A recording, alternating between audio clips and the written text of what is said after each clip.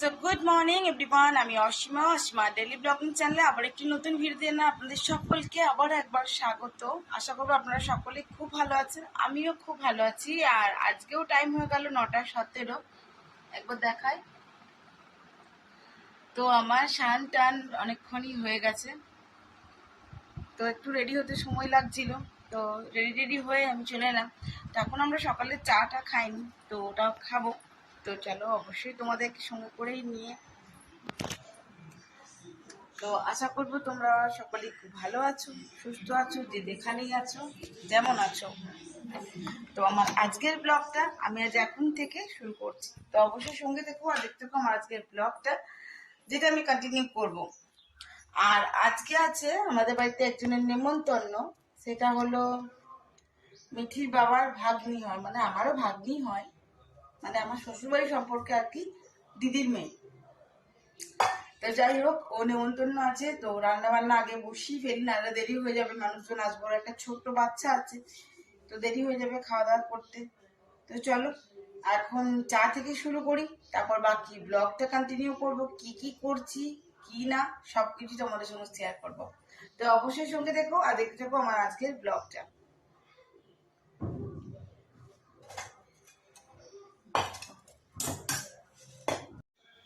তো দেখতেই পাচ্ছ আমি এখানে বসিয়ে দিয়েছি চা, আর ও গেছে একটু বাজার থেকে এসেই আর কি চাটা খাবে, বললো আমি ঝট করে চলে আসবো, চাটা বসিয়ে দে।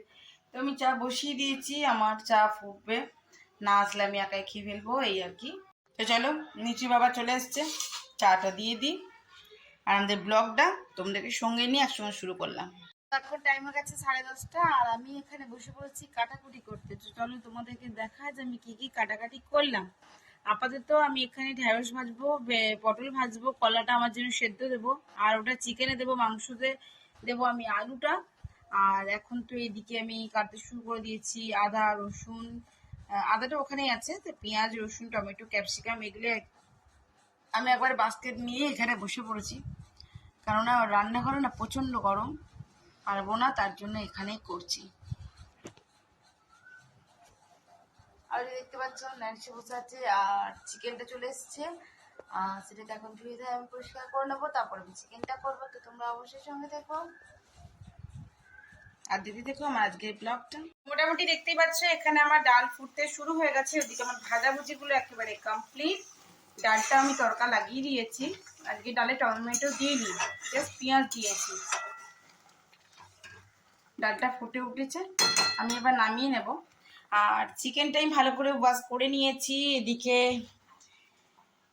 পেঁয়াজ ক্যাপসিকাম আর আলু ধুয়ে জল ঝরতে দিয়ে দিয়েছি আমি এখন। তো চলো ঝট করে নিই, তারপর তোমাদের কাছে আবার আসছি। দিয়েছি দেখায় আপনাদেরকে, পেঁয়াজটা স্লাইস করে পেঁয়াজগুলো আমি কেটেছি দেখতেই পাচ্ছেন, আর পেঁয়াজ আর ক্যাপসিকাম এই দুটো আমি দিয়ে দিয়েছি ভাজতে। আর অবশ্যই তেলে দিয়েছিলাম আমি গোটা জিরে, তেজপাতা, আর দিয়েছি দুটো শুকনো লঙ্কা, ঠিক আছে। আর আমি একটুখানি তেলের মধ্যে দিয়ে দেবো নুন, যাতে এটা ভালো করে সেদ্ধটা হয়ে যায়। তো চলুন এটা ভালো করে নাড়াচাড়াটা করে ফেলি।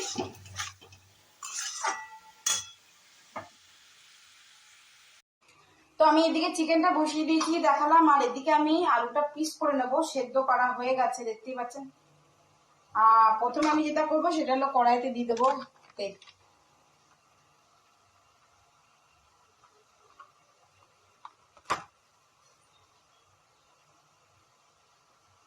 তো প্যানটা বসিয়ে দিয়েছি, আমি এই সাইডে পোস্তটা করে নেবো, কেননা 12টা বেজে গেছে, আর আমিও আর সত্যি গরমে দাঁড়াতে পারছি না।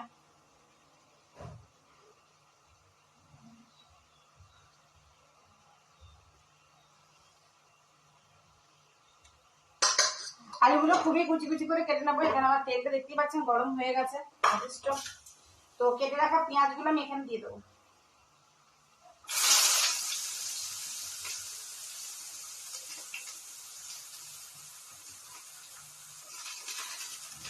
পেঁয়াজের সঙ্গে আমি আলুটা ভাজা ভাজা করে নেবো। এই যে পেঁয়াজটা দিয়ে দিয়েছি, যেহেতু জল ছিল বলে এত বেশি করছে।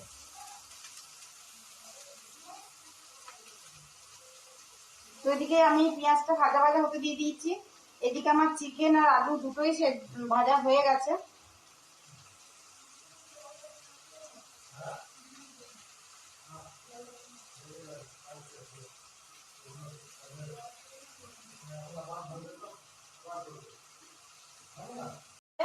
আমার আলু আর পেঁয়াজ ভাজা ভাজা উঠে দিয়ে দিয়েছি। আর এদিকে দেখায় দেখো চিকেনটা আলুটা ভেজে নিয়েছি। আর চিকেনটা ভাজার সময় দিয়েছিলাম নুন আর গোলমরিচের গুঁড়ো, ব্যাস আর কিছু দিইনি। আর এদিকে আমার চিকেনের জন্য পেঁয়াজটা ভাজা ভাজা চলছে।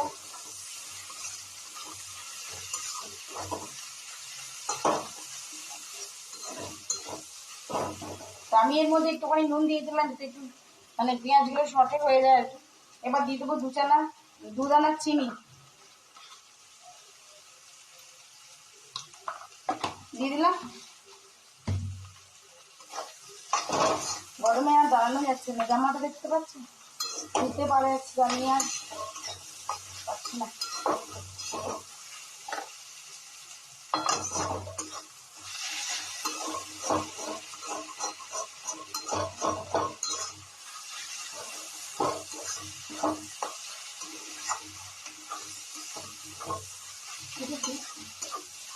আলু তো এখানে আমার পেঁয়াজটা আর ক্যাপসিকামটা খুব ভালো করে ভাজা হয়ে গেছে।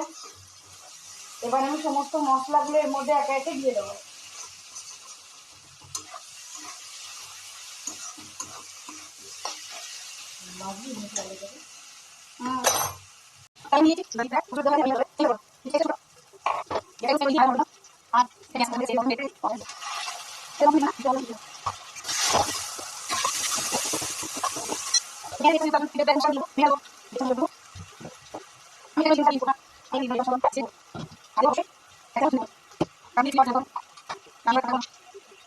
চিকেনটা আমার একেবারে কষা কষা হয়ে যাচ্ছে। আর এদিকে আমি বসিয়ে দিচ্ছি একটুখানি জল।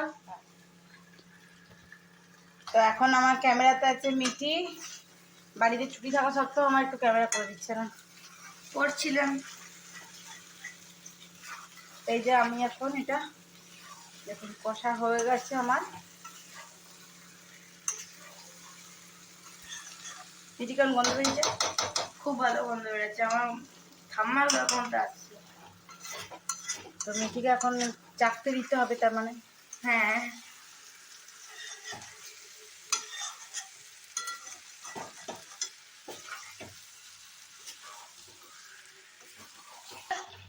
দেখতেই পাচ্ছেন একদম মশলার সঙ্গে গা মিশে গেছে, কিন্তু এটা আমি একটু ঝোল দেবো, কারণ ওরা একটু ঝোল ঝোল খায় হয়তো, আমি জানি না তো। হ্যাঁ, নাহলে আমি চিকেনটা একটু কষাই করতে পছন্দ করি। তো চলুন, জল গরম হয়ে গেছে, এই জলটা আমি একটু দিয়ে দেবো।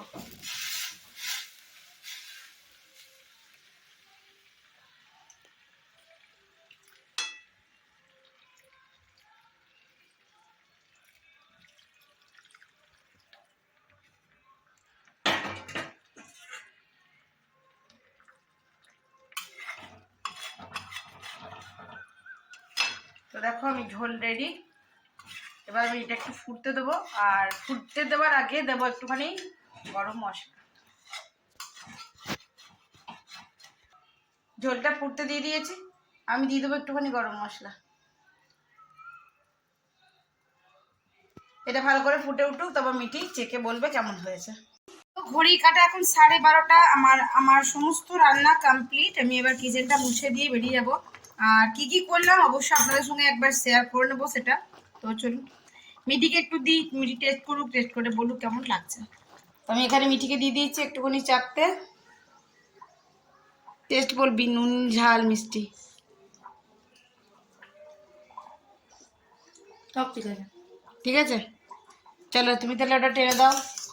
হ্যাঁ, আমার ঝোল কমপ্লিট, আমিও নামিয়ে ফেলি আর রান্নাঘর থেকে আজকে আপনাদেরকে দেখিয়ে দিই যে দুপুরের লাঞ্চে আমার পক্ষে যেটুকু পসিবল হলো আমি আর কি তৈরি করলাম। তো কি কি করলাম সেটুকু আপনাদের সঙ্গে শেয়ার করি। এই যে মিঠি খেয়ে চলে এসছে আর বারবার দেখাবার চেষ্টা করছি দারুণ হয়েছে দারুণ হয়েছে।